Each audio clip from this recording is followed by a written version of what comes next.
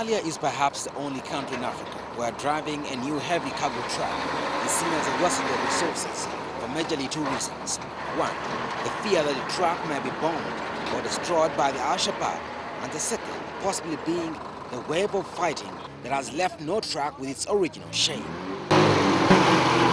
At this lorry park near Mogadishu seaport, no single truck has a complete front board, with some simply having a driver's seat, steering and foot pedals in the open space, while those that have are either patched or old and rusty.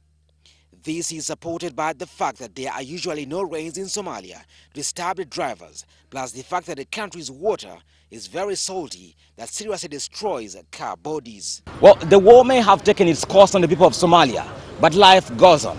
As you can see, it's a jostling market here. The Somalis are engaging in trade, and they are saying they want to move forward. Their history may not have been good, but their future, they say, is a bright place for them.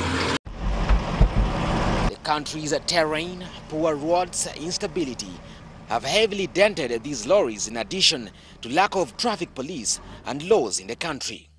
Their daily routes begin from the Mogadishu seaport, where they load cargo including construction materials like cement, wood, plus food items, among others, to the farthest of the country. The seaport is once again a beehive of activities after a period of 21 years, seeing it void of pirates, and now receives up to 35 cargo ships per month, with 15 to 20 different kinds of ships and small vessels, all docking in daily. So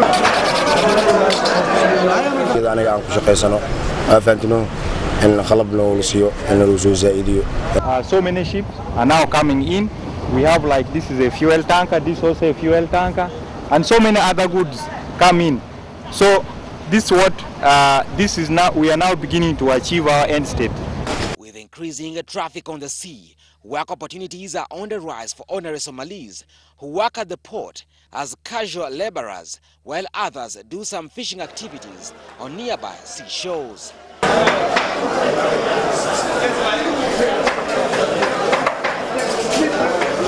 We were selling to up to 5 countries before.